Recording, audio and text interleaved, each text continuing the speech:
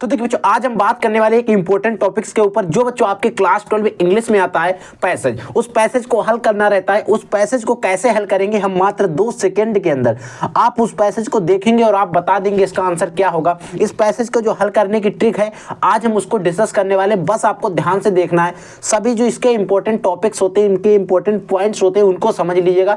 जानिए आपके पैसेज के जो नंबर होते हैं वो लगभग पक्के हो जाएंगे।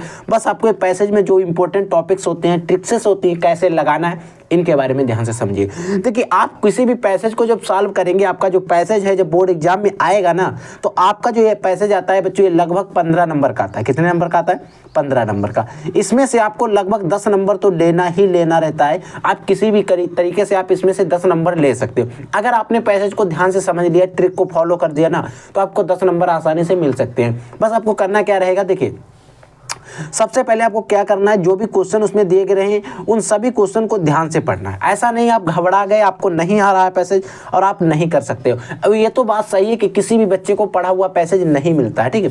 सभी प्रश्नों को पहले ध्यान से पढ़ेंगे। कोई भी प्रश्न आए उसको पहले ध्यान से पढ़िएगा, फिर ठीक है।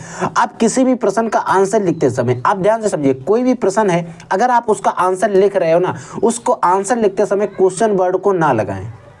उस जिस समय आप आंसर लिख रहे हैं उसके फर्स्ट में आप क्या करें, उसका जो क्वेश्चन वर्ड दिया है उसको हटा दें, उसको ना लगाएं, ठीक है। क्योंकि वो अगर आप क्वेश्चन वर्ड शुरू में लगा दें तो वो लगभग क्वेश्चन ही रहता है, ठीक है, समझ गए। तो क्वेश्चन वर्ड को हटा दें।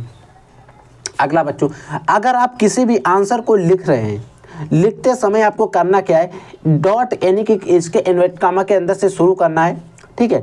यहाँ से फुल स्टॉप से आपको शुरू करना है और फुल स्टॉप पर ही अंत करना है। कोई भी आप अगर आंसर लिख रहे हैं तो उसको इस जहाँ पर ऐसा कोई आपको दशमलव जैसा बिंदी मिल जाए वहाँ से आपको शुरू करना है, और ऐसा जहाँ पर मिल जाए वहीं पर आपको क्या करना है बच्चों, अंत कर देना है क्वेश्चंस का, वहीं से आपको रुक जाना है, ठीक है, समझ गए। ये तो हमारे कुछ पॉइंट्स हो गए। और फिर और ऐसा नहीं कि आप 1-2 क्वेश्चन हल करें, जो भी क्वेश्चन दिए गए सभी प्रश्नों को हल करें, एक एक क्वेश्चन को हल करें। तो देखिए बच्चों, हमारे पास एक मॉडल पेपर है 2024 बोर्ड एग्जामिनेशन 2024 का, ठीक है, इंग्लिश का है। अभी हम इसका पूरा सोल्यूशन आपको चैनल पर मिल जाएगा, पूरा पेपर का इसका एक्सप्लेनेशन करेंगे।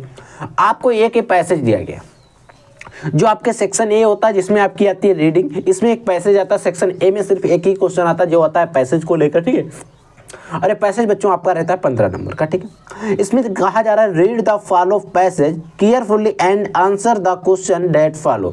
यानी कि बच्चों ये जो पैसेज दिया गया है इसको पहले आप फॉलो करो, इसको पढ़ो अच्छे तरीके से। अब इस पूरे पैसेज को पढ़ने के बाद, यहाँ पर 2 पैराग्राफ में पैसेज दिया गया, इसको पूरे पैसेज को अच्छे से पढ़ने के बाद, समझने के बाद आपको यहाँ पर कुछ क्वेश्चन दिए गए। देखिए यहाँ पर दिया गया, what change in the mind set of the Indian youth is visible now A days.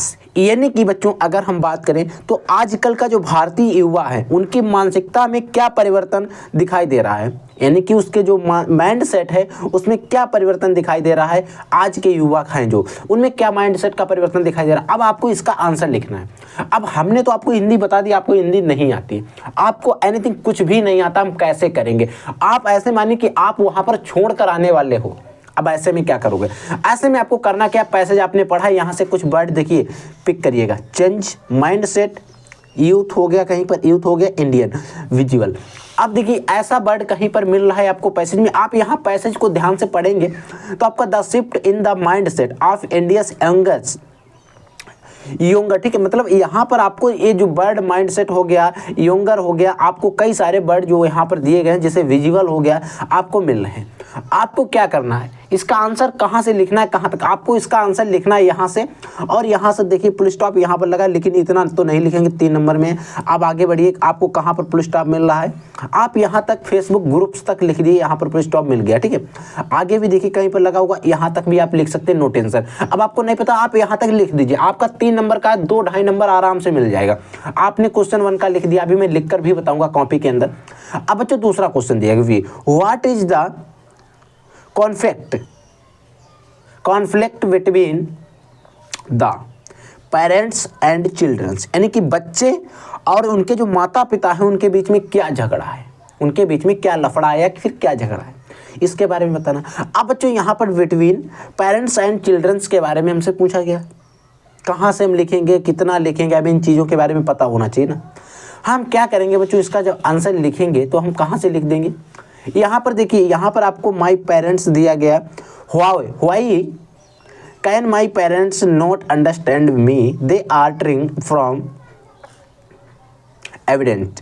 अब बच्चों करना क्या आपको, देखिए यहाँ से आपका जो पैसे दिया गया, अब यहाँ पर हमने आपको पहले बताया आपको क्वेश्चन वर्ड हटा देना है। आपको यहाँ से शुरू कर, माई पेरेंट्स नॉट अंडरस्टैंड मी, आपको यहाँ से शुरू कर देना है और आपको यहाँ तक लिख देना है। यहाँ पर तक आप लिख सकते हो, स्टेज तक आप लोग लिख देना है यहाँ तक। अब अगर आपने इतना लिख दिया तो आपको आसानी से नंबर मिल जाएंगे, ठीक है। अब बच्चों इसका जो हमारा तीसरा थर्ड क्वेश्चन है उसमें क्या पूछा जा रहा है, ठीक, देखिए इसमें आपसे पूछा जा रहा है,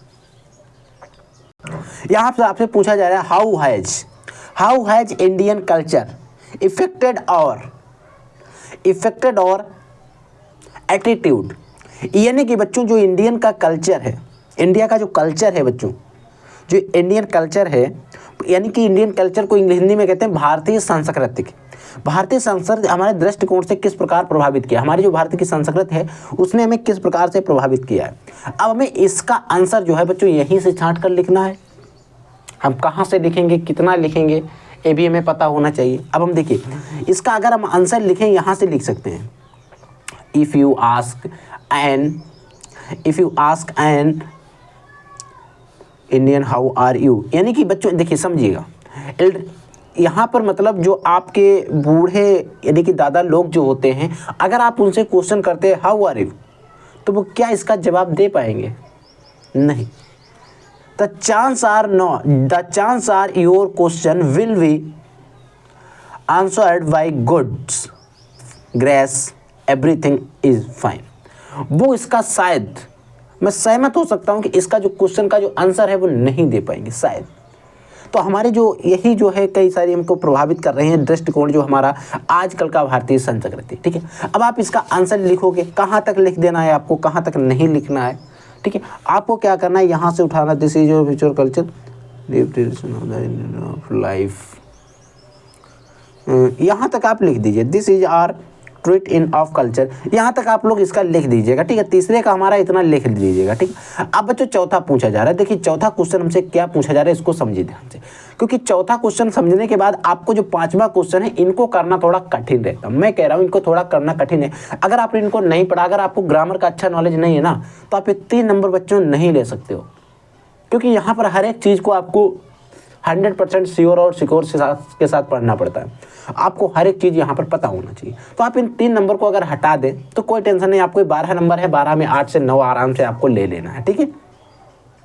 चौथा क्वेश्चन जो है जिसमें हमसे पूछा जा रहा है what should we done we bring that youth back to their culture roots, ठीक है। यानी कि बच्चों जो हमारा यूथ है, युवा है, वो अपनी संस्कृति की जड़ें जो हैं, उनकी रूट्स हैं, उनको किस ओर वापस लाने में किया जा रहा है, उनको किस ओर वापस लाने में प्रयास उसका किया जा रहा है, उसको किस ओर वापस लाने का वो प्रयास कर रहा है, क्या कर रहा है, इसके बारे में आपको बताना है। तो अब हमें तो नहीं पता कि हम हिंदी इसकी निकाल सकते हैं, हमें नहीं पता, हमें क्या करना है, इसका आंसर लिखना है। अब हमें आंसर लिखने के लिए 2 ही चारा हैं। हमारे पास एक पैसे दिया गया, इसी से हमें छांटना है। देखिए अब हमें यहाँ पर कुछ वर्ड्स हमें छांट लेना है। देखिए यहाँ पर हमें क्या क्या दिया गया था,